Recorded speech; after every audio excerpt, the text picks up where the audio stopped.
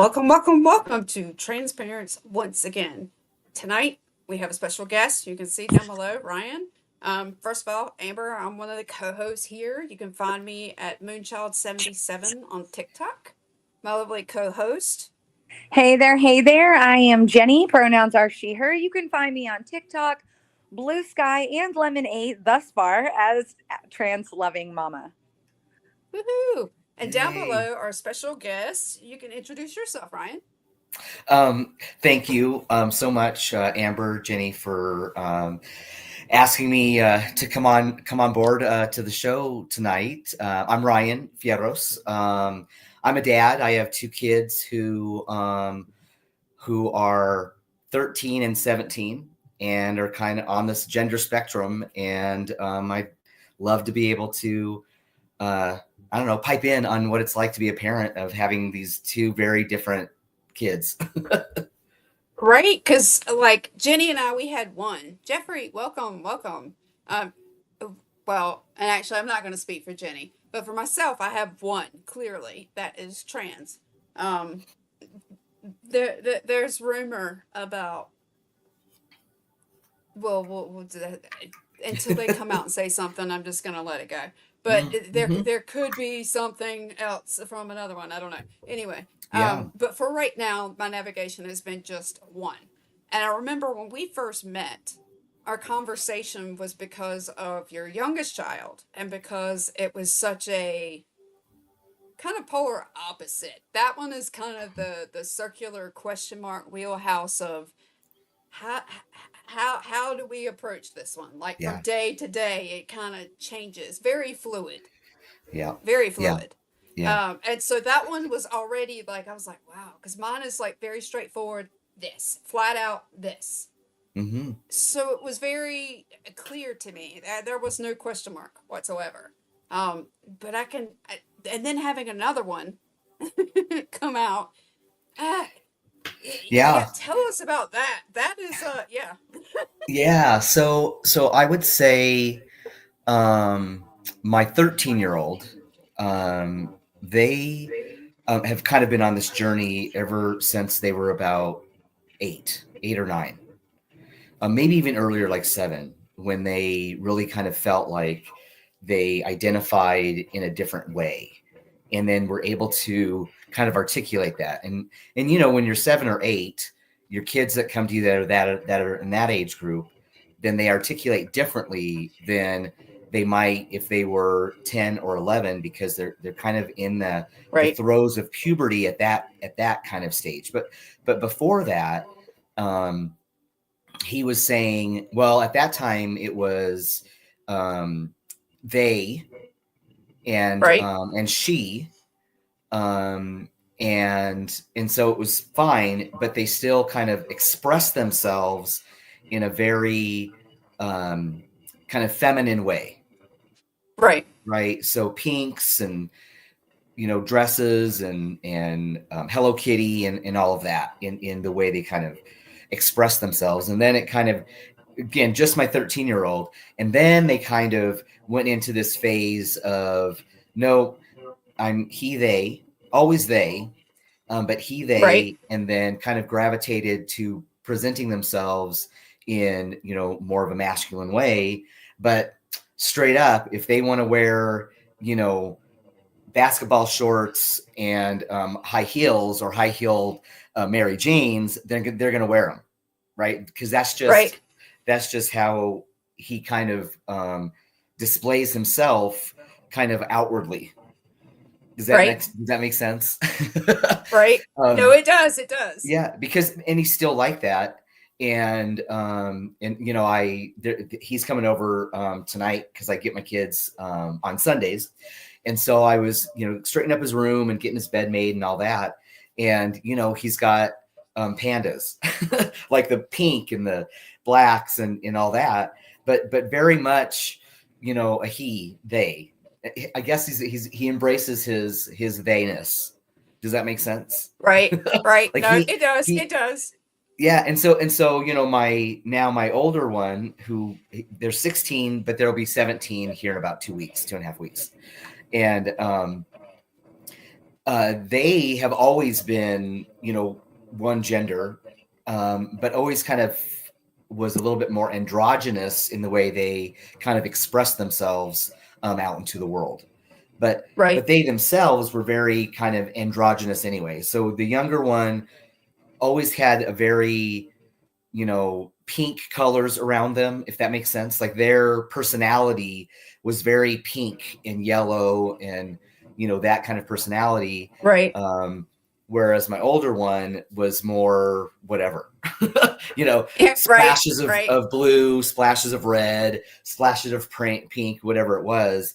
But didn't really hold too much weight on their gender. Like didn't hold any weight Right. in their gender. It wasn't anything. It wasn't a. They didn't walk out into the world, and it was something that they had to focus on. Does that make sense? Right. Like when No, it when does. when, It when we does. walk out into the world, we don't focus on our gender. It's not something that we focus on. But someone who like my kids, they sometimes are focused on their gender because everybody else around them is focused on their gender. So if I Right. call my kid, he in a restaurant and he's wearing a tutu with, earrings, dangly earrings, then he's fully aware of how we might be received in that kind of environment. So, Right. so his gender then holds so much more weight than my gender, me sitting in the same, booth with him. Right. No, I Does that get make it. I get sense? it.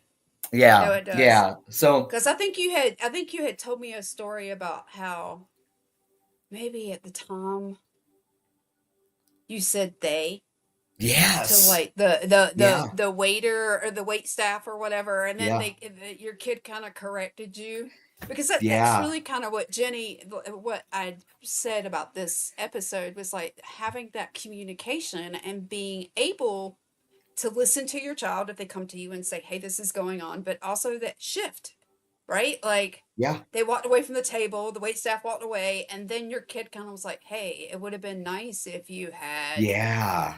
I felt right? like, because for me, I always feel like I want to make sure that my kids know 100% that even though I might be, in their minds, I might be dumb as a rock. Right. This rock is loving them and supporting them to the best of my ability, and I will always, do that. I will advocate for them as best I can. But it does get, we just had to kind of pony off of that that kind of experience. They're getting braces now. Both of them are getting braces now, and so but they haven't changed names or genders on their medical records, and I've asked them if they want me to, can I do that for you? What can I do to make it easier for you? And they're like, no, that's fine. So from a getting your teeth done and things like that, they don't care. Right. They don't care from that aspect of it. And so but I do think sometimes it kind of, we talk about communication, and that's where you have to be really crisp on your communication with your kids. You got to make Right. sure that you understand kind of where their comfort zone is, because I've been in a place where, I'm talking about them just because I'm proud of them and I'm of the kids that they've become, and I don't shy away from conversation. And then they both looked at me like mortified, like, Dad, why did you? That's mine to share. And I'm sorry, I'm No, laughing about it because I had no idea that I was, here I am trying to oversharing. speak and advocate, for them. And at the same time, I'm ripping the Band-Aid or ripping their, just ripping their scab like open for them, making them feel maybe a little bit more insecure or raw in a place where they really didn't want to feel that way. And so that's where it's really just important that you have good communication with your kids. And so, yeah. So that's what I'll say about Ooh, that. that Ooh, piece of it. Cooper. Yeah, no, Dennis it doesn't compare to whether someone gets arrested or assaulted. I mean, and that and that becomes and that can become an issue just because like somebody goes to check your ID and they conflict with whether or Yeah. not. I mean, Yeah. the most I'd say the only thing that my kid has really gotten since the name change has been, and because I say this because Cooper mentioned the dentist, and this was probably in the last month. Um, but the name is not necessarily, he uses more of a nickname. So it's not the actual name, but the name that is on his new name is more of a British name. Okay. Yeah. And so the dentist was kind of like, that's not your name. And read it off like, is it, how do I say that? And he says it to him Yeah. and he explains the nickname and he's like, oh, but that and just and the dentist rolled with it, but they didn't want to call just saying their name incorrectly. But Yeah. it is again, it's kind of a UK spelling, so it's just not a name that you see a lot here. Yeah. But Yeah. again, that was him being himself. Yeah. Oh He yeah. chose what My, he my chose. yeah, my oldest is not going to change their name. They have a name that's both. It could be both. Both of them Right, do. But my younger one has changed their name twice already, and this is the time for them to do it. This is my belief, right? And I might be a parent who you know believes differently, but I believe that my job as their parent is to provide them a safe zone, a safe haven, a safety net for them to act a fuss if they're going to act a fuss, and then be able to, correct behavior that needs to be corrected in a safe kind of environment. But right, also be able to, you know, witness them kind of testing the boundaries of their own conscious, kind of um, once you get old, you forget about what you were when you were a child. You forget your childhood memories, but when you're there as a child, your memories are just the next door over. And so I've always been that type of parent who allows them to, okay, if you're angry, that's fine, but let's go to another room and let's kind of talk through, if you can, why you're angry. I've always kind of given right, them space to um, kind of be their most honest self. And so in that space, they find that, oh, so I have this body, but when I look outside my body, when my eyes are looking outside, I don't feel like my body is aligned to what I'm, the essence, or your, whatever your terminology is. So when your kids are trying to explain this, as my kid is trying to explain that to me, it's like, okay, no, I get it. Because we only see our reflection when we're looking in a mirror. So when we're looking outward, it right, is our life kind of projecting out from our own eyeballs. And so when my kid says, hey, I just don't know, my body, I think my body's okay right now, but the way I look outside of my body is different. It doesn't, when mom talks about this, it doesn't feel that same way. Or when you talk about this, it doesn't feel that same way. And then as a parent, being able to provide them kind of with this kind of playhouse, if you will, safe zone for them to be any gender that they want to be, just to be able to let right, their flags wave, knowing that you're loved unconditionally. You can be whoever you want to be. And then we create these kids, right? right, We created those kids, but as we're creating those kids, we're creating, what I love about you, Amber, and what you've done, and Jenni, and I know more Amber than Jenni, but Amber, your voice there in your state, which happens to be a state that isn't as accepting as my state of Colorado. It isn't. right, My kid's school is a safe zone. There are placards everywhere in the school that says, with the pride flag and all that it's a safe zone, that anybody can show up to our public schools and be able to feel safe. So I know it's a privilege for me to be a parent in a part of the country that is highly supportive of our children. I know that. And so I appreciate when you've got parents or advocates who are in other states that are doing their damnedest to ensure that their kids are taken care of just like every other kid. 100%. Right. So I absolutely applaud the work that you guys have been doing. My state's putting Thank you. Bibles in schools. Gosh, I know. Isn't that's so? It's so Yeah, exciting. So exciting because, I was thinking to myself, boy, there's just not enough of that in schools. yeah, And but yes, yeah, yeah. important. Well, and I was born and raised Christian Catholic. But my household, though, we believe in we're pantheistic atheists. So we believe in all of it, none of it.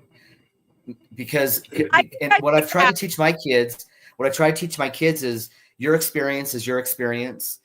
If you're drawn towards a certain religion like Christianity or Buddhism, or any, maybe it's not religion at all, maybe it's some kind of spiritual practice, then that's calling to you. That is meant for you, and it's not up to me to take you off that path, but I can help guide you. I can help buy Sure. you books, or help you kind of along that path. And then but I also want them to be aware that there are other people that are out there that they have their own beliefs. Some don't believe in anything. They're atheists. They believe that when their eyes shut, then that's just the ultimate empty darkness, or whatever that is. Does that make sense? Yeah. I kind of fall more in line with I think it was Einstein who said, I was dead. I didn't exist for billions of years before. And I imagine that once I die, I just will go on to doing that again. And Yeah, it didn't bother me at yeah, the time. I doubt it's going to bother me. yeah, I'm in Oklahoma, which I'm sure the Bible thing was a dead giveaway. And yeah. school is actually the first place that my son began to socially transition. So he was in the early college enrollment. So he got to go to, attend college campus at the local community college and do college courses as starting his, I can't remember if it was sophomore or junior year, and earn college credits. And when he came out to me, I already kind of had an inkling because I'd seen on his Instagram. I don't really police my kids' social media. I never have. I'm a very Yeah. off parent. I'm not a warden. I'll keep an eye on things, but I don't get too involved because I want them to have, that I think that that's how you learn is Yeah. to, get in those situations, and I'll help you out and we can talk about those things, but I'm not going to police everything they do. But I did notice on his Instagram, it said something to the effect of, I don't care what pronouns you use for me. And I thought, well, that's a curious thing to say because I think most cisgender people do. I wouldn't want to be called sir or he. That's not Right. who I am. So I thought, well, that's Right. curious. And I didn't say anything. And but I did call my husband and say, I want you to know that I saw this. And I'm only telling you because if there's something coming down the pike, I need you to mentally, emotionally, whatever, prepare for it. Because that's, we're going to go into this affirming and supportive. And Yeah. sure enough, a few months later, he walked into the living room and said, this is the name I'm using. I'm going by he, him. And I was like, okay. And, here I am scrambling like, well, do you want me to call the school? What do I need to be doing? And he was like, no, Yeah. I came out to my teachers and my classmates months ago. Well, the only reason I think he really did that was because he was in that more, I realize community college isn't exactly, Harvard, but it is Right. that a more, adult Yeah. progressive than the high school he's attending. I mean, we are in the whole dang state's red, but Tulsa's at least kind of a purple. Where I am, it's red, baby. Yeah. Okay. Okay. Because, and those teachers who had treated him with dignity and respect, who'd called him his name, he got to experience that without any of me, without any of, he just got to try that on, see what Yeah. worked for him.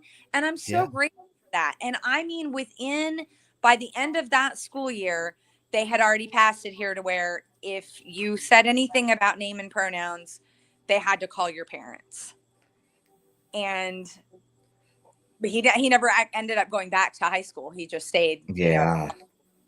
and it just broke my heart for so many young people, because what I found was all of a sudden we had all these young people who would come over, and one in particular I'll never forget. Her name is Grace, and she said, if my dad calls, you have to say my name is whatever, Yeah. Bob.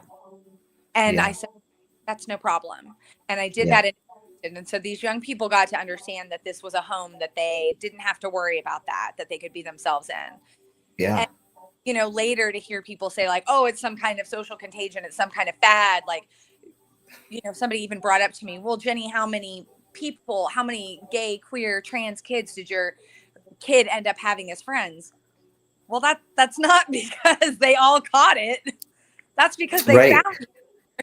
Right. Well, so to follow on, yeah. Well, to follow on what you're saying, Jenni, is so I'm thinking about my older kid who is graduating high school this year. And over the last maybe year and a half, all the kids that have come over, they are not their they do not they are not one of them. My kid at the time was the only one who was their gender, like the gender they were born. All of their other friends were either one of the like the opposite, and they would come over here. And but I'm, my house, like your house, is a safe zone. Yeah. And so, and they would say, hey, my mom's going to come over, but they don't, she doesn't call me by this name. And I'm like, okay, that's fine. I can, I can be fine. Or when I'm picking up my kid from their house, I want to make sure I'm using I always, my de facto is them. They or them. Like Right. or default, not de facto, but my default is they or them. And that has, at least my friends, my kids' friends group is fine. They tell me that's fine. They're like, at least you're trying, at least you recognize that we identify in it maybe a different way than what we are physically perceived as. That's what we're, but I think, and I don't know, let me ask both of you, Jenni and Amber, because my kids are a little bit younger, but when I see my kids, and to me, I don't, I guess I see them with a different lens. Like I see them not through like this lens that just sees their physical representation, but I see them. And I don't know that, and maybe it's easier for moms to see and feel that because you actually gave birth to these children. But me as a dad, I do. It's like I see them in kind of this non-physical, for lack of a better word, like non-physical auric kind of, their personality. I see their personality. I feel their, I don't see them for the clothes that they wear or whatever that I'm not articulating that very well, but but I see them. I truly see them and I feel them and I want to encourage them in every way that I can. And I do think that, Jenni, you made a point about like a fad, this idea that it's a fad or it's a trend or this and that. And then you also said, well, that's because they found each other. And I absolutely agree with that. If, what I love about the day and age that we are in, even though if you look outside, you think, the bombs are flying and the tear gas and this and that. But if you look outside of that, if you kind of clear through, all of the the debris and all of the noise, then what you see that the absolute reason why it's so amplified is exactly the reason we wanted it to be. We as parents, we wanted to have better. We wanted to be better. We're in the same age group. Well, I'm probably older than both of you, but we're kind of in that, late millennial, Gen Xer kind of group, right? And so, we kind of grew up in a very kind of this idea, and depending, you guys, North Carolina, right? Mm-hmm. Amber. Okay. And then in Oklahoma, I've been, Colorado, California, New York, those are the areas that I've kind of, been in. And so I've seen progress maybe from different areas, but progress is being made nonetheless. It's just that, when you're in those states where they don't want to see progress, then the measurement of that progress then is diminished. Although if you look at states like mine, you can see, no, it's gotten so much better than it was before. Right. And the work that you guys do, even though it's, maybe more local or it's, state, but your voices though amplify and then it attracts, people like me, parents like me in other states that go, hey, yeah, but let's, contact this person because they're trying to advocate here. And maybe, your idea could hatch something with this. And then the movement kind of grows and grows and grows. I mean, Amber, a year ago, were you where you are today? 1 year ago? No. So the amount of progression, even though it doesn't feel like it, especially, if the election didn't go in the way that you had wanted it to go, then the outlook of laws that all the progress that you thought with the laws that have been put in place, now there's this question mark. Yeah, a question mark on it. But nothing's going to happen because you have advocates in other states, right? You have advocates in other states. And Amber, I always try to name drop with Amber. Like, I know some folks, who can talk, right, on the legislation side, if the W path isn't covering everybody, right? Because the Harry Benjamin standards of care, that was like when the three of us were younger, right? That was the standard of care that trans right. people were kind of going through at that time, and it was archaic. If you read that against the W path, it was a little bit archaic. But even the W path, let's improve it. Let's make it better, right? If it's not doing what it's supposed to do, if my kids, your kids, other people's kids are kind of falling through these cracks, then let's kind of get that, the sealant, to fill in some of those cracks. All right. What can we do to do that? So yeah, but anyway, I I'm like Amber. If there's a squirrel, I'm going to follow it. If there's a net, I'm going to follow it, wherever it's rolling to. And this is a great conversation. It's been very interesting. I've always been on the left. I am a member of the queer community. I did not really realize that until I became an adult. Yeah. I thought that every woman really also liked women. That didn't make sense to me. I just thought, oh, but you're not supposed to, or it's this, and if you want kids and this, then you have to follow this kind of path. And so I've always just been like that, but not just in queer, in the regard to queerness, but in all senses, I've been very left. And so being in Oklahoma and then growing up that way, and it's, you just kind of feel like you don't talk about it because that's not how everybody else is. And it didn't matter.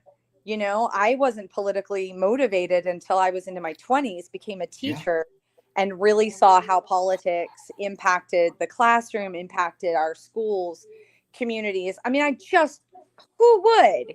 If when things are pretty whatever, and maybe George Bush is a maniac, but you don't think much of it, And then to grow up and then have these kids and not even have any idea oh, my kid's gonna be trans. It doesn't, well, last thing that crosses your mind. Yeah. But I always just leaned that way, and that was how I was going to vote, and that was what I was going to do. And then just seeing the rise in all of this in the past, 8-9 years has been astonishing. Yeah. And going, I feel like I wasted so much time. I feel like, now I'm even busier, and I work a lot. I'm dealing with a depressive episode right now that really sucks, and that can really drag me down and just make me very Yeah. unmotivated. I mean, it's okay. It'll go away. It'll pass. Yeah. But, Yeah. I just look back and think, I wish I'd been more active. I wish I'd said more. I wish I'd done more, because while you're sitting on your hands and thinking somebody else is going to take care of it, things were falling through the cracks that I didn't know were important. I didn't know it was important when I had that energy and time. And now here's my kid who is a literal political target, and he does not want to be politically active. Yeah. He has no desire to do that. And I don't blame him. Yeah. Like, I don't want to be your poster child. I don't want to be the face of trans advocacy. Right. But if there's a frustration there, because I'm like, son, this is your life. This is your future. This is the life and future of your friends. But I think, maybe when you're like, I just want to lay low, man. I just want to survive. Yeah. I want to get to the next Blend. step. And I do love, though, that, my therapist has had to tell me, kind of like you were saying, hey, listen, you don't have to do all this. There's people who are doing this. They know what they're doing. That's what they've committed their lives to. They have all the tools you don't have. They know the things you don't know, and they're taking care of it. And you're going to have to trust that. And you're going to have to do what you can with the tools you have, the skills you have. Yeah. And that's rough right now. We're already, remember, I was just going to say, we got to have a legislative checkup after the first of the year. And I mean, I'm hanging in there just trying to get there. Yeah. This is some scary, scary stuff. Yeah. My son wants to get to Colorado. We actually, for his senior trip, we got to see the Rocky Mountains. Oh, great. Yeah. I tell you, we were such tourists. We had John Denver just blasting on the radio. Okay. Yeah. It was a spiritual experience. And he decided, then I'm moving to Colorado. And I'm like, how can I get him there faster? How can I get him out of this state faster? Yeah. And well, we do have the True Center here. Like this. You have what? So the True Center. It's our the True Center is it's one of the best gender affirming facilities. Care center. It works with Children's Hospital here in Denver. So Children's kind of works with UC Health on the adult side, True Center, UC Health, and then Children's Hospital, and then True Center is kind of the center that, I don't know what to call it. It's where they can have any kind of a gender affirming care of any sort, where that be behavioral, medically transitioning, I don't even know the terminology. I don't know all the terminology of it, but it's like, here in Colorado. So, if your son, wants to have change in a physical way, their True Center it's a great place to go, getting into that process. Yeah, I think he'll graduate. He's not going to graduate college in May now because he took a gap semester. So we're probably looking at December. And then, that's the goal. But, I just can't help but think of all these parents who are here who you can't leave. Just because you want to leave doesn't mean you can afford to leave. Yeah. I have aging parents here now. I don't want them. I do. I want to leave, but I don't want to leave them. So yeah. So what are the so you were a teacher. What grades did you teach? I taught everything. I'm actually certified in special ed. I'm an autism specialist. Okay. I'm also certified in English. So I taught it all. Okay. Middle school is the absolute worst. Don't do it. I don't teach anymore. I couldn't afford to live on a teacher's salary. So. Yeah, that's a shame. It's a shame that we don't pay our teachers more. Yeah, you don't get paid, but you might get a free Bible in Oklahoma. So.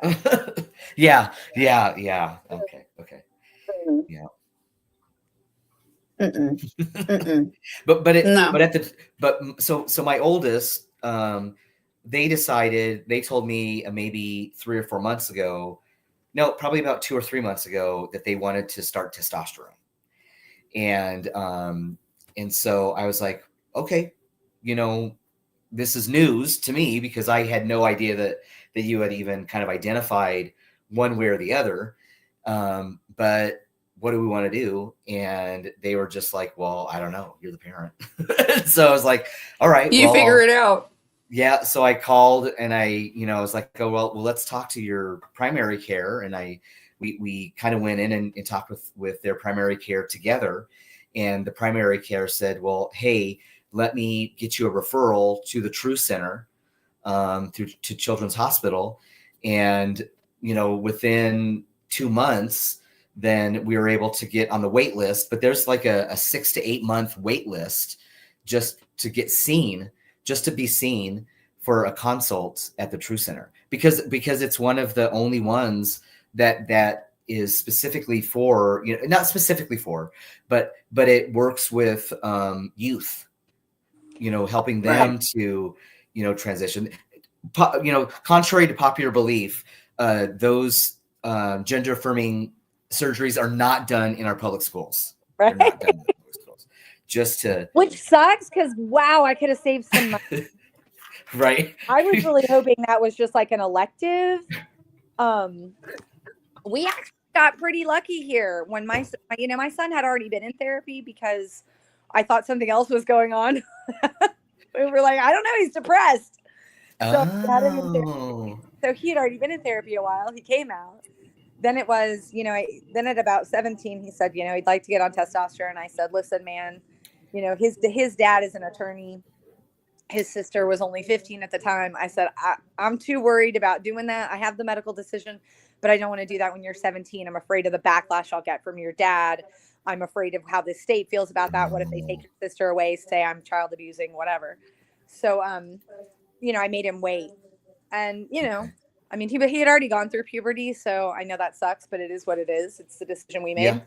Yeah. But we have a clinic here called the Diversity Health Clinic, and it is run by queer folks. It is for queer folks. Okay. We got him in, and I mean, at 17, they were willing. They said, he's 6 months away from being 18. If you want to put him on now, we can. I said, no, we're going to wait. But I mean, the day he turned 18, he got his first shot of testosterone. Okay. Yeah. Yeah. So I think very fast process here. I don't know.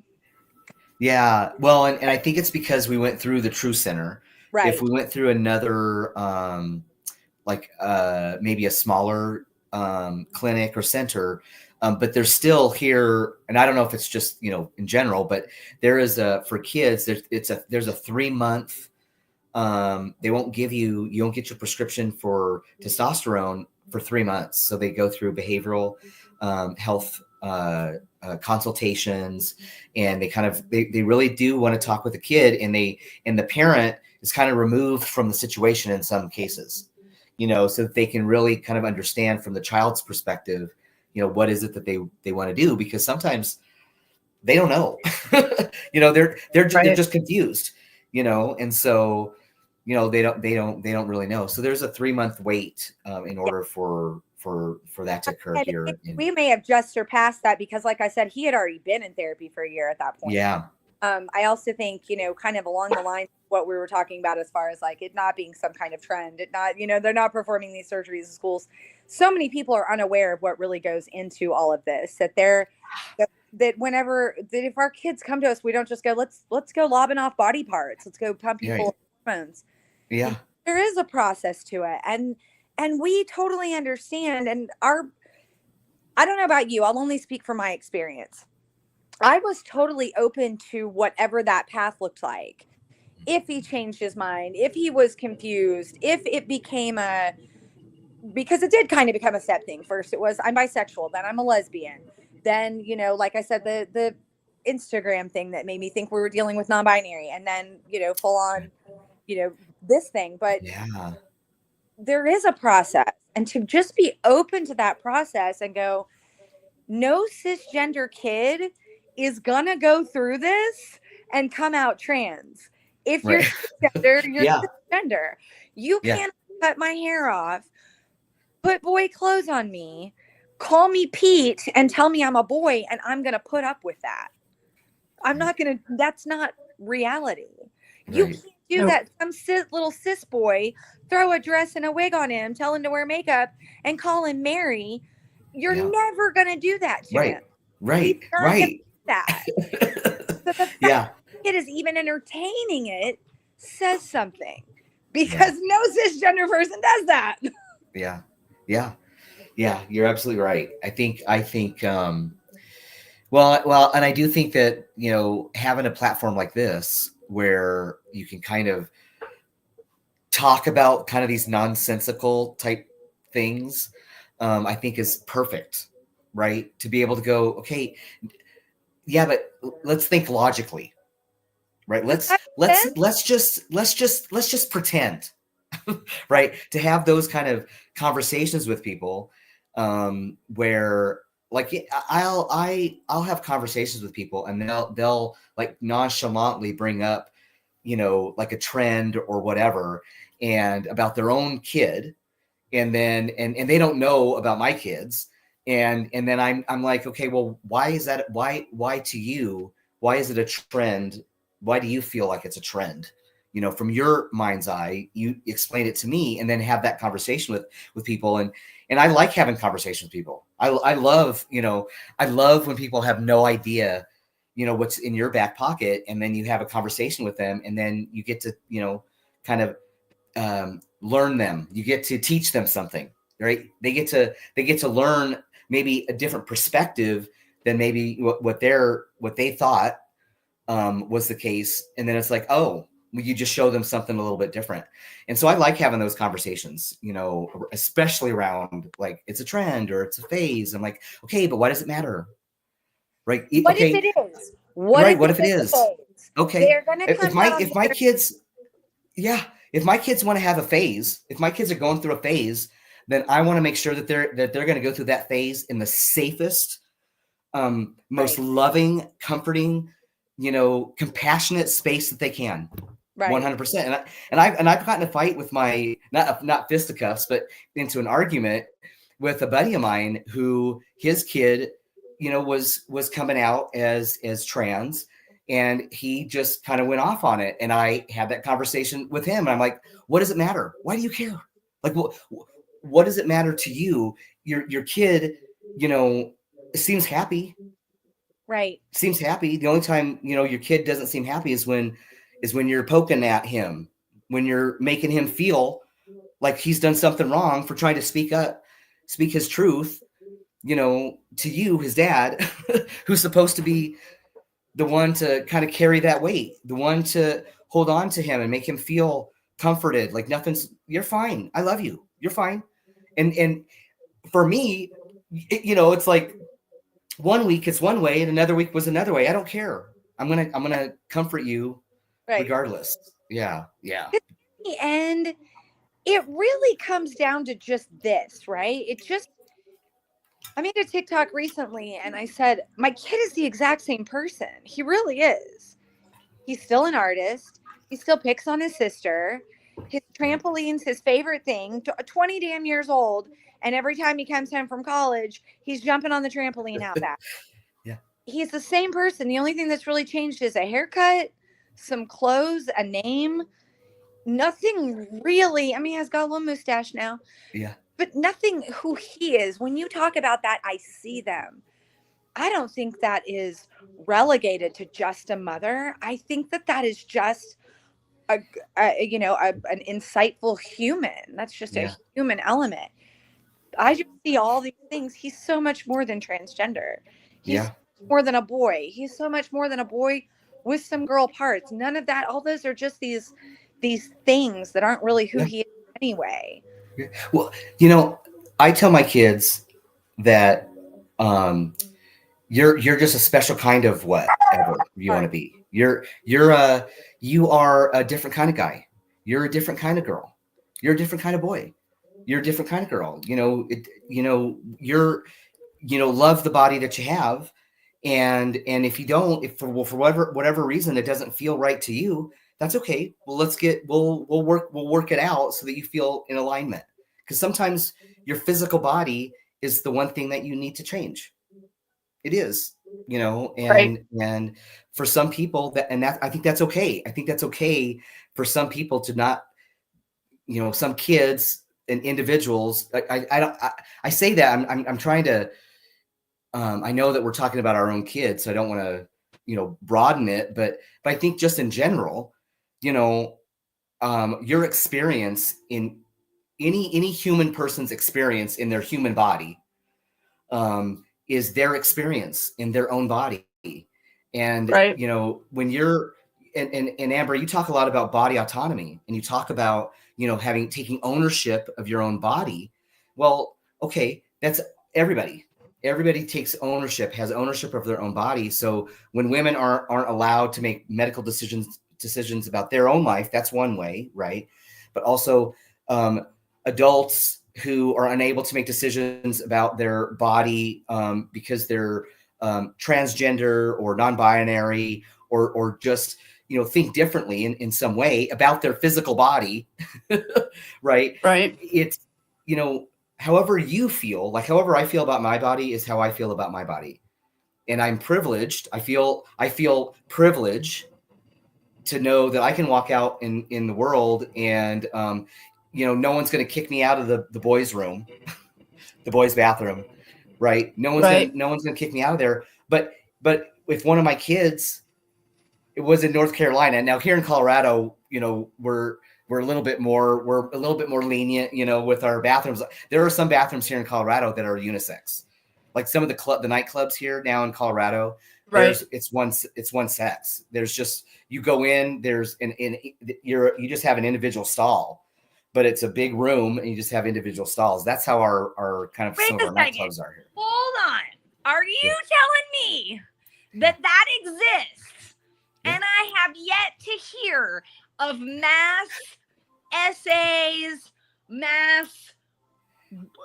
fill in the blank. I don't even have to. Going on in Colorado, you mean to tell me that's a Yeah. thing?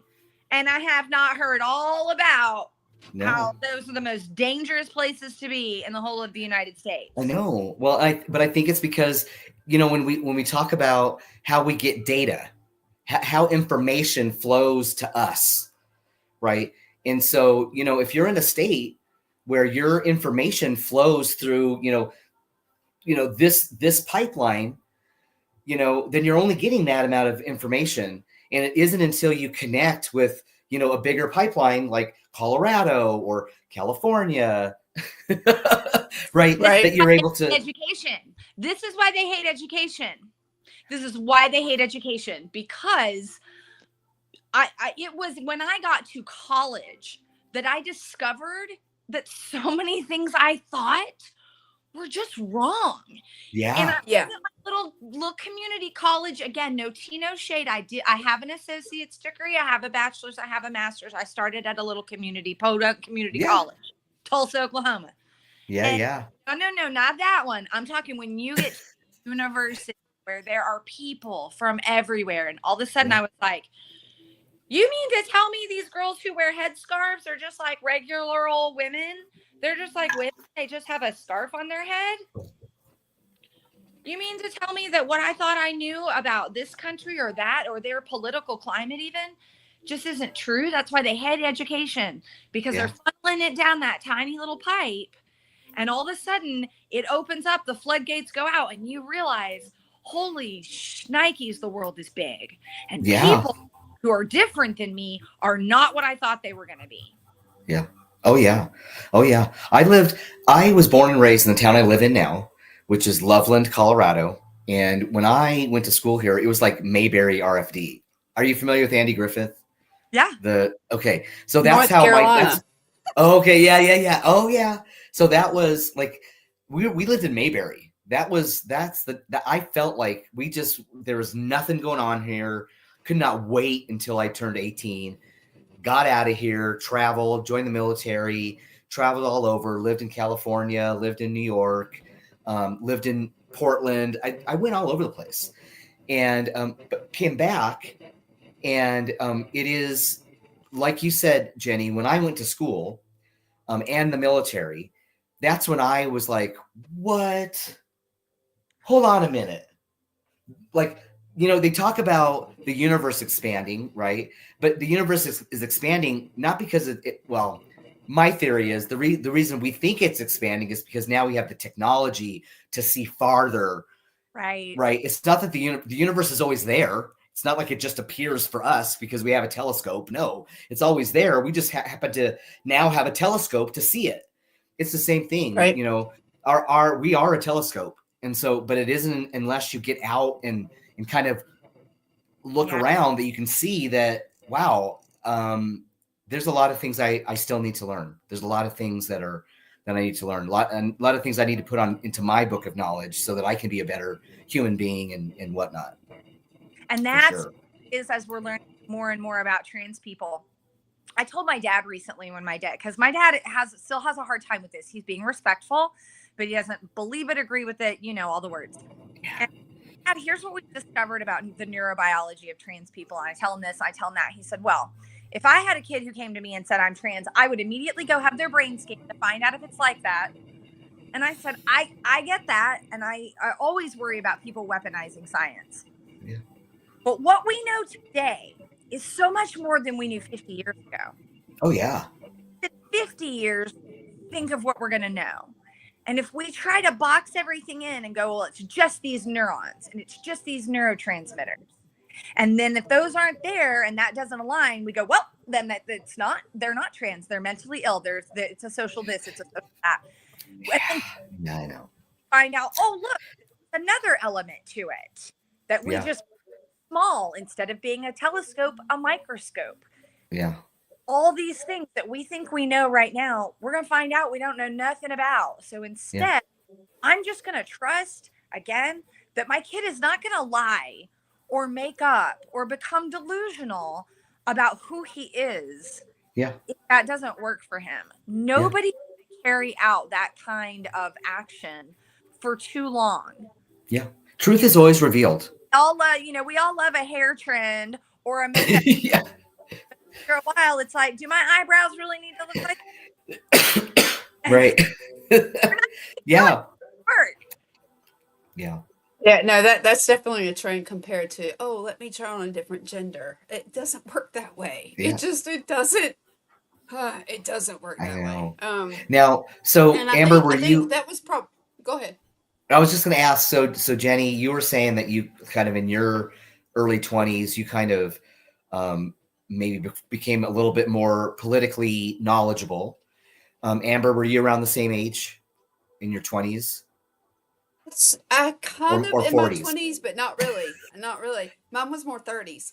30? I didn't go to Okay. school till my 30s. I started in my early 30s. I started going back to school and I did the same thing. I did the community college, then I went for my 4-year. And I went to my 4-year at like a private college because I commuted to both. And so the first one was a little bit closer to the private college. And then my father's diagnosis of cancer, I put a pause on it. Dropped out of school. And because that was a private college, you have to wait. And they only interned once a year, which meant I had to wait another year and a half to get back into where the program was at. Whereas I could go to a public school that was a university that was taking in twice a year and just jump in right back into where I was. Okay. Going private to public, they only took 1 of my 9 courses. So it just started me at the beginning back pretty much anyway. So it didn't matter.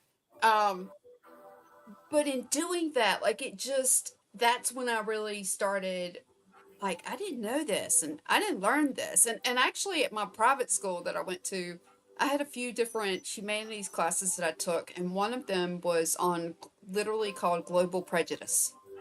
And it looked at pretty much every bias and discrimination and prejudice that you could imagine. And they would give us groups, they would lump us into 2, and each group, you'd have 6 groups present every week on topics.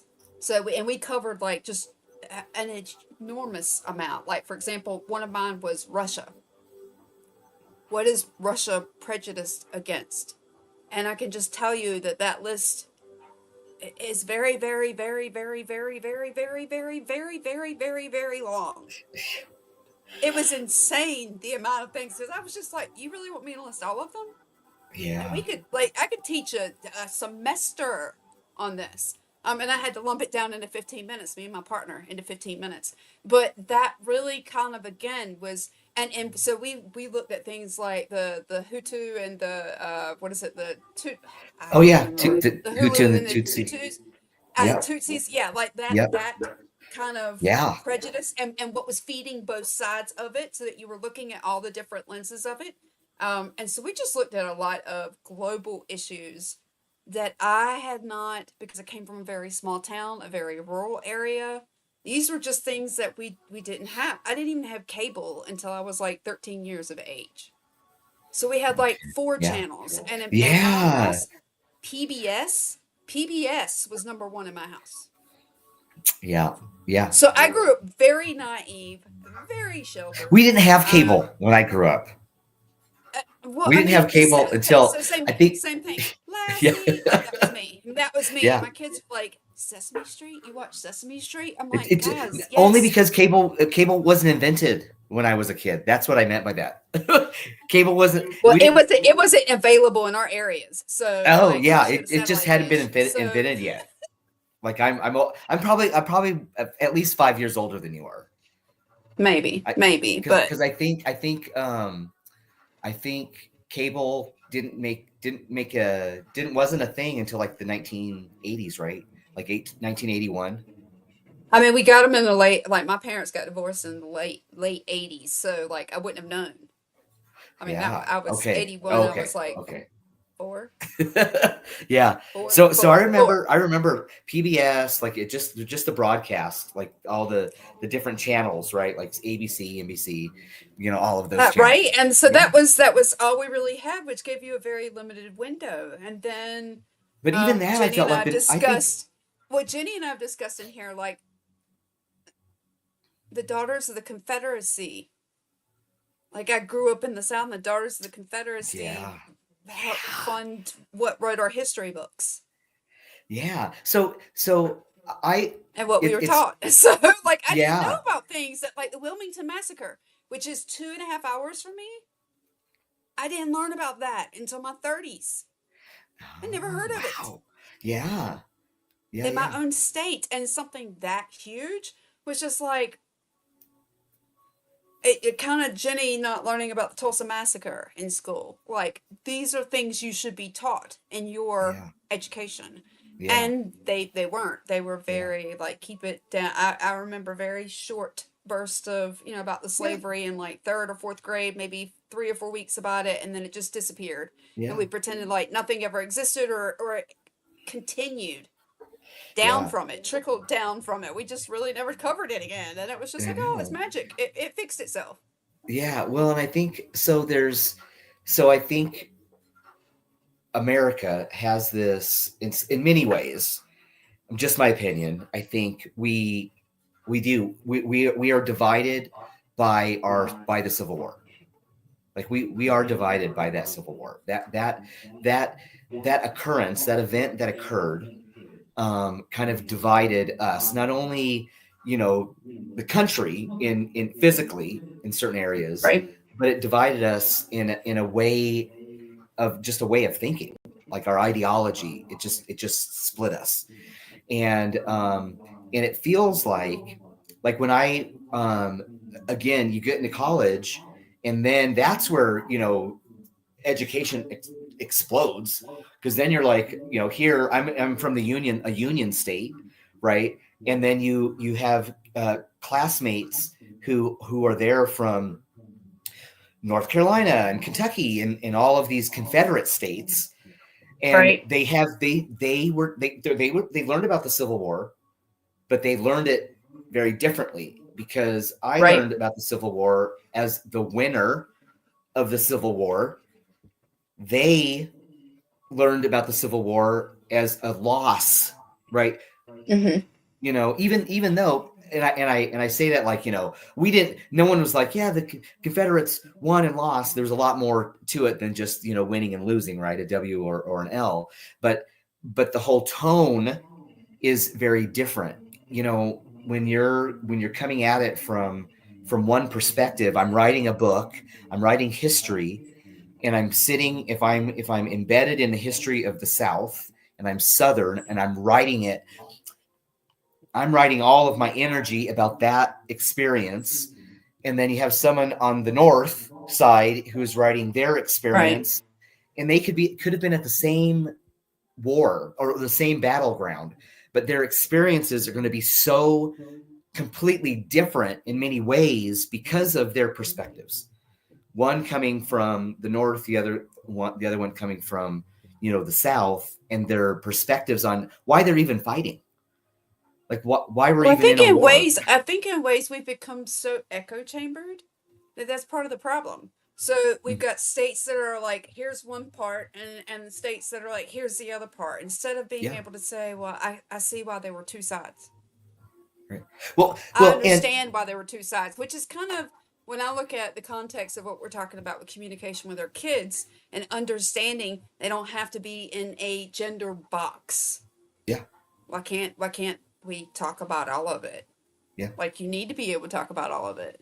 And that kind of looks at the history of it too, because that's part of the history that's also being buried. We don't talk about Stonewall. We don't talk about a lot of the LGBTQ history within schools either. oh, That is another civil rights movement of its own. yeah. So because my kids do, right. So this Oh is wow. right. So yeah, you say that, and my ex-wife, she put on all of the book fair, like the scholastic book fairs at the elementary school. Right. There's a LGBTQ selection. There's like, there's books of all genders. like I mean, like I think there probably it's would just, have been when my kids were younger, but because it's become such a polarized topic now, people would be yeah. like, "Oh, get that out of here." And now there's been No, legislation passed and enough attention drawn to such a horrific agenda I know. that that would be pulled, I right? know. Whereas it was there 20 years ago and nobody was saying anything. Right. Well, and Why? that's why it's really important that, so basically the kids that are not your kids, because they're a little bit older, but kids now in your elementary schools, they are not reading the same materials that kids in the elementary schools in my state. They're not going through the same, even though we're supposed to be following the same curriculum, right? There's a curriculum that comes out through the Department of Education, right? And then everyone is kind of like, okay, yeah, okay, this is how we're gonna teach everybody now, all the or Right. teach all the Well, kids every state now. gets to choose. This is how we're going to teach our, like, this is what general or the national says that we've got to do, the federal, but here's Yeah, what we're going to do. and This is how on we a need state it here side, in this state. And yeah, every state is going to represent theirs differently. I And granted, if know, you're talking about state history, obviously that's going to be yeah, differently. But depending on who is passing the legislation that in the school influences boards the, here now here in my small town, we did have people who came in from other states to get on our school boards, but they were the we're coming in from Tennessee or wherever with their kind of the way they think education should be, and they right, got booted out. They like, there's maybe a year or two where they kind of tried to do some damage, and then right away they were booted. And I grew up, my hometown was the raciest of raciest. Racist. Yeah, sorry. The hometown I live in was very racist when I grew up. right, It was, and I know this because my family has strong roots here in my hometown. They've been here since like the 1920s, and my heritage is Mexican on my dad's side of the family. On my mom's side of the family, we're Irish and German, but on my dad's side of the family, it's Mexican. But they were born here in the United States. They were born in Texas, and so I was talking with my cousin the other day. She lives in Denver, but we have family members who live in Houston, and we were talking about it. She's like, yeah, we've got family members. They don't speak English at all, but they are American citizens because they our family owned land in Texas before Texas was Texas. It's when Texas was Mexico, and my family owned. They were Mexican farmers and ranchers, and so when Texas came down and they annexed Mexico, they were like, well, you can either go south and lose your farmland, or you can stay and be Texans. And so my family decided to stay and be Texans. And so a lot of my grandmother's sisters, my grandmother's 93. So she's the oldest, and then they all kind of go down from there. But I think she had like 6 sisters and 4 brothers. Like she's the oldest of like 13 kids. Like she just a lot of kids. And they all kind of made their way here to Loveland. And so, from my hometown has progressed in such a way. It's just exploded in the progression that I've seen just over the last, 2 decades, 2 or 3 decades. I left mine, and I feel like it, from people who are back there, they say that it's changed, but the people that I know, the majority of the people that I'm familiar with still back there, being their perceptions haven't expanded any, they haven't gotten any broader. I don't believe a whole lot has changed. And a friend of mine, actually from high school, we were speaking probably a couple of months ago about it, and talking about, she is in a neighboring town and was just kind of like, which is more diverse, more progressive, and was just talking about, like, there was no way I could stay there. There was no way I was putting my kids through there. And I was like, yeah, no, like, that's why we never went back. My ex and I, we weren't doing that for the same reasons. And a lot of people still see through that very narrow lens, right? I know. And it helped getting out of that very small area. I think sometimes if you never leave the small town, you can't grow. It's hard to grow, right? It's hard to see it. And leaving it was like, at first it was reactive because I'm like, oh, what is all this? And then as I went to school and got more educated, it was like, oh, it was me who needed to learn.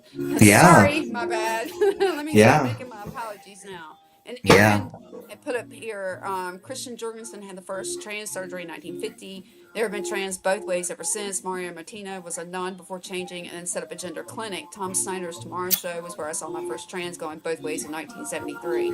I mean, it's not new. It's not new. Like, we've got written record back to the Copper Age, which is 3,000 years ago. So it's not a new thing. But I will say, like, it's 8:10 now, so we are running over time, which that's not unusual for Jenni and I, to be perfectly honest. But I guess I was just gonna say, so I think the biggest point is just to listen to your kids, because like you said, like your youngest, because I would say they sound much more fluid as far as changing, like back and forth. And I've had several parents that it seems like, and I only say seem because I did not have this experience. My child did not come out until they were an adult. But younger children, to me, tend to kind of try on this identity, and then when that doesn't quite fit, then they try different until they find where they land, right? Like, I mean, they're trying to maneuver that path. And I think it says a lot to you as a parent to sit there and be open to let them explore, let them figure that out, because right now they are at home. That is a safe space for them to figure this out. And like you said, Jenni and I have said this before, if your kid is straight, it's eventually they're going to be like, I can't wear this anymore. Like, this doesn't fit me anymore. This doesn't feel right anymore, because none of us want to walk around in something that's uncomfortable. So I think it takes a lot of guts for them to come out, but then we have to be willing to hear them. And that, I think, with the parents that I have run into conflict with, it's because they don't understand that at all. Well, they want their kid to be what they want their kid to be. Well, and I think I think what I would say is, I try to have a safe space here at my home. And I know that their mom, my ex-wife, same safe zone. Like our residences are the safe zone. Their schools are safe zones, because of the state and the city and the county that I live in. Their school is a safe zone. But I think what we really need is to ensure that there are safe zones in states like yours and Right. in states like Jenny's, right? And because in many ways, I feel like sometimes people will grab on to a movement like they'll grab on to, oh, trans rights, because like that one lady, what's Nancy Mace or whatever, who was supportive of trans rights last year. And then this year, she's like, the one lady who Hardcore. was, yeah. And so I'm just like, what, is it just trying to, um, you know, uh, throw, throw the a bomb, over into this area so that everyone's distracted, so that Yep. other things can take place. And so, well, let's throw the trans kids and the trans people under the bus because, there's not very many of them anyway. Let's throw them under the bus so that we can, focus there, focus there, focus there, while other things are then being done right in front of our faces. You, Right. you hear what I'm saying? Because you're right. I think it was Aaron who put up there, all of the our history here of all of the trans people who have changed, sexes or whatnot, the Right. surgeries that occurred. So it's not like it's, and there are more who never had any surgeries. They just lived the Right. life of the opposite gender, because no one cared, no one cared that, or it just wasn't as obvious. I don't know. Like no one really, we care too much about other people's things, I think, here We've gotten lately. too into people's business. Yeah, Like, I mean, it's like, what's Well, going on in your house? right. maybe it is a diversion. Maybe it is a, hey, pay attention to this so that you don't see what's going on over here.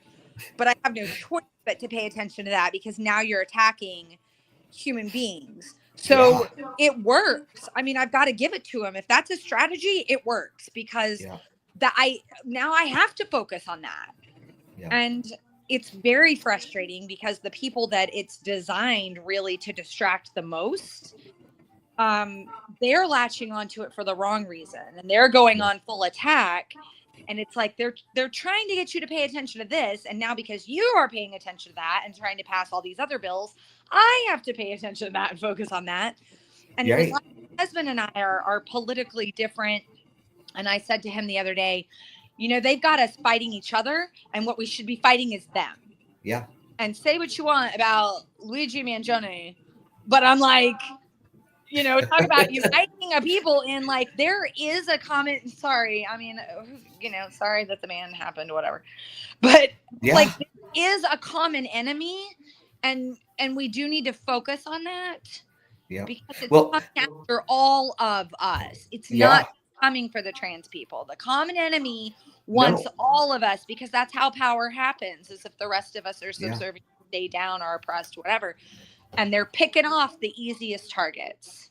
They're picking off these handfuls of people, and it's Yeah. goofy Well, world. yeah. And because, well, yeah. So let me just add to what you're saying, Jenny, because I think what they thought, those who are trying to pull wool over our eyes, they believed that this was a group of people that nobody would care about, that this was a group of people that they wouldn't mind being thrown under the bus because they're degenerates or whatever their rhetoric is, right? They thought that people wouldn't care, and what they realized was, no, you got some mama bears out there who are going to dig their You claws just have in. more of a supportive community. We've gotten to a place, I think, in society where Yeah. we've said it's none of my business. That okay, if they want to live there, they can love who they want to love, right? Yeah. And we said that's okay. Yeah. Mind your own business kind of deal, right? Yeah. And march on. And now we've gotten to this place where no, we need to know your business. We need to know every single bit. Now, the government's not supposed to have anything to do with your personal, but you want to be right in nose deep into everything that I do. Yeah. And I think that just goes broader into, again, like we have to be more protective as parents because you don't know how that rolls downhill to your kid, whether it Yeah. be access to their health care, whether it be access, whether they're in safe schools. Yeah. Like Jenny and I were not in safe areas. And so what could possibly happen upcoming?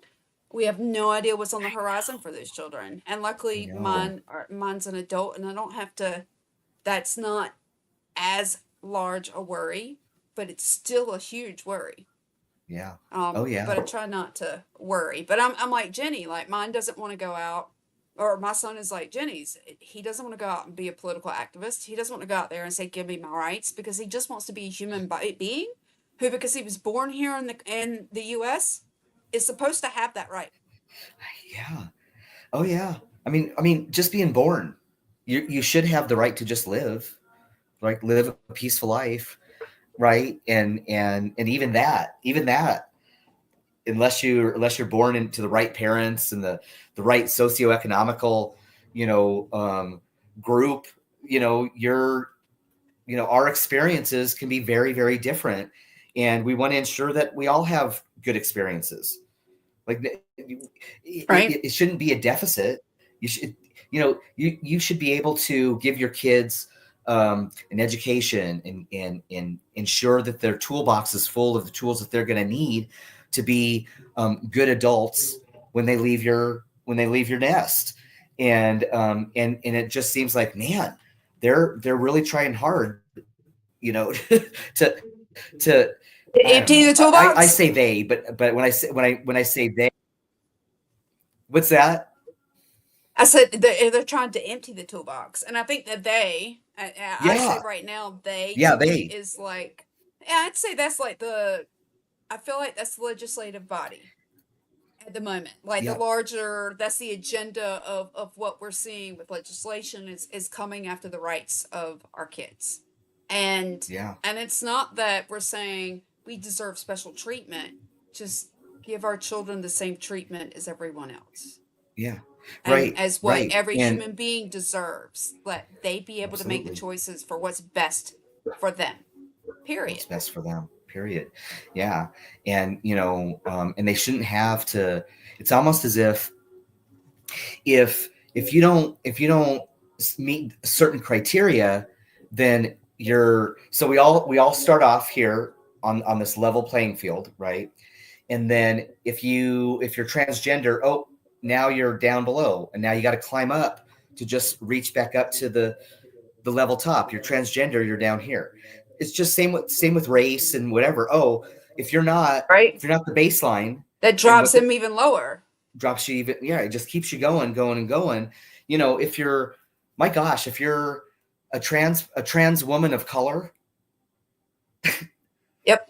You're at the lowest. You're at the bottom. Like Jenny and I talk about it all the time, like having white trans men as children. That is not, they're the least in danger. And they're still in danger. Yeah. And they're still in danger, but they're the least in danger. Right. And that's still like, that hones in on the problem that this is, we shouldn't have to have people that are walking around worried about targets on their backs. And that kind of goes more into where we are as society. And I think that's a whole different show. Yeah, absolutely. Well, so thank you, Amber and Jenny, for inviting me on. I've got great kids. They both are on their journeys, and I allow them to kind of dictate what they want. And then I, ask questions where I need to ask questions, support where I need to support. But at the end of the day, I love them unconditionally. And all I want is to make sure that they are, cared for, so that when they go out into the world on their own, that they have the tools that they're going to need. And, hopefully by the time my kids are like your kids' age, maybe some things have changed. So hopefully you and Amber, you and Jenny can make some changes. Fingers crossed. I mean, change is coming. I don't know the timeline of it. That's the I problem. know. That's the problem. I'd like I a know. faster timeline, and Yeah. sometimes, All we need unfortunately, is for things. Nancy Mace's kid to come out as trans, and then she'll shut up, right? Because people don't they don't they don't a lot of There'd be people, two more. There'd be two more. right? But because a lot of people, unless they themselves feel the burden of that, then they don't. Well, it's somebody else's problem. But when it hits home, then maybe eyes are open, right? So That's always my point in being loud about things. When I started my new job, I was very worried. I was hesitant. There were a couple things that happened at the very beginning that made me go, "Oh no." And so I thought, I'm putting it out there. I want you to know I'm not the person you're going to say those things in front of. If you think those, awesome. I can't control whether you think those things. I can't control your life or your experience, but I need you to know immediately I'm not the one. And Yeah, it that's been my method. I know that it probably I isn't the love it. safest method. I've always been way out about it because I'm like, I'm not the person. Save that for some Yeah, other environment. yeah. No, that's Right. great. I love it. Yeah, you Yeah, got to do that. Jenny. We say I'm the mama bear, and she's like the. We call ourselves mama bears, but she's more like the mama honey badger, Yeah. and I'm and I believe it. I believe Ah, it. I would not want to coming mess with her. yeah, full of rage. that's right. You're going right into the band of the hyenas. I don't know. I think I might be a thrill seeker or something. Yeah, love it. My dad asked Yeah, Oh me, I Jenni, love if it. no! I had a death. Well, Oh Like, oh, maybe I do. I don't know.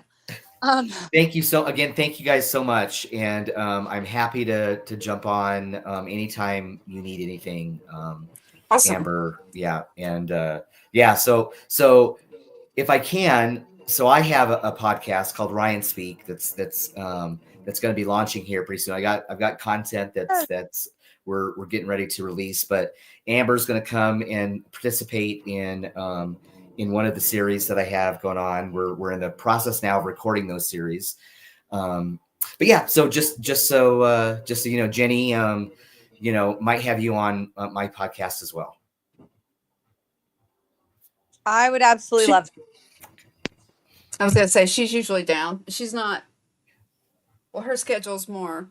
She knows more of her schedule than I do. My guy gets thrown in the air. It seems like for the last couple of weeks, man. Whew. January I want January to come in. You know how people say they can't wait to like start off like with racehorses at the gate at Mm-hmm. January. We are tiptoeing in on the snow on little bird feet. Like I am not rushing Yeah. But in. I am Yeah. calmly tiptoeing in because after December, no. Yeah. Well, so December's the so whirlwind. yeah, and so Jenni, you had mentioned that you're kind of in this kind of depressive state. So if you look at it as like you're in a place of deep rest, and Amber, you were we were talking about this earlier before Jenni joined on, was this is the time to be in that deep rest. This is the time to allow your body to kind of repair itself. And this is the perfect time for it. That resonates with me because that's what I do. I'm somebody who really takes that time to, if I'm feeling tired, run down, I just kind of feel I'm into listening that to and it, allow myself, allow myself to right? be And, there. and that So that kind of that I just yeah, I ran across that post on the winter solstice. I think yesterday on Facebook, and it just spoke so heavily to me about that's what animals do. They go into hibernation. Plants, even in the south, but yeah, it's much shorter window. But the plants will go into hibernation, and that is so the roots will go dormant, so that they get their energy stores built up to come through in the spring. But that really the winter is for rest, and for us, it's for rest. Whether you're talking about your physical or your mental state, like this is, I think, in a way, winter is supposed to be cooler. It has been 72 degrees here the last 2 or 3 days, and I'm just kind of like looking at my Christmas tree like this does not feel right. yeah, And it gets yeah, cooler in a couple of days because that's North Carolina. Like we go hot 1 minute, cool the next minute. But yeah. right now it's very conflicting, and I think winter, usually that cooler time of year, is to kind of force us inward, and I don't mean just into our homes. I mean inside.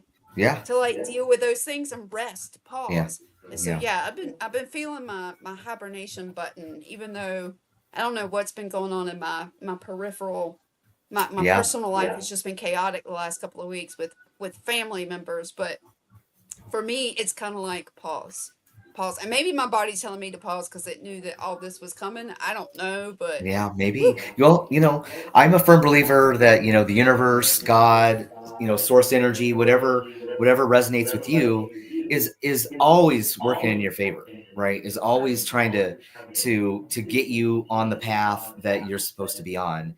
And sometimes we're the ones that fight it. They're just like, hey, it's cold. Get a blanket, cuddle up by the fire. I mean, just take Right? care of just yourself. don't fight Yeah. it.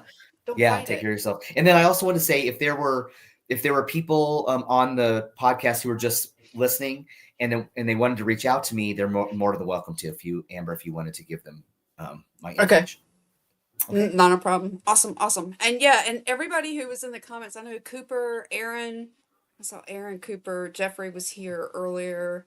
And I believe that is everybody that I can see. There may be other people that I can't see on, but thank y'all for joining in with us this evening and for all your comments. And yeah, next week I'm not exactly sure. I know Jenny and I were debating trying to throw some TikTok creator, trying to get some people on and their experiences before whatever happens with TikTok, because we don't know what's going to happen with Oh TikTok yeah. further out in the Yeah, yeah. month. And I know we do have a therapist that's supposed to come on. We're supposed to record with him mid-month, and I actually need to reach out to him because I'm a little uncertain. I believe the actual day that we're supposed to air is the 19th when the ban would kick in. So I'm not sure.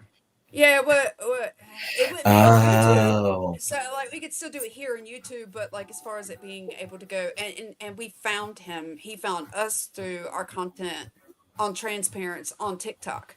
And so like we're trying to get some people on possibly before that. So I don't necessarily know what next week's topic is. Join us and we'll all figure out together. There'll be an event. I'll put an event post out probably tomorrow or the next day about it, just so everybody knows, and I'll put the invites out. But other than that, thank you so much for coming on, and I'm sure Jenny and I will bring you back for another episode. But Absolutely. and I'll let the audience know when I speak.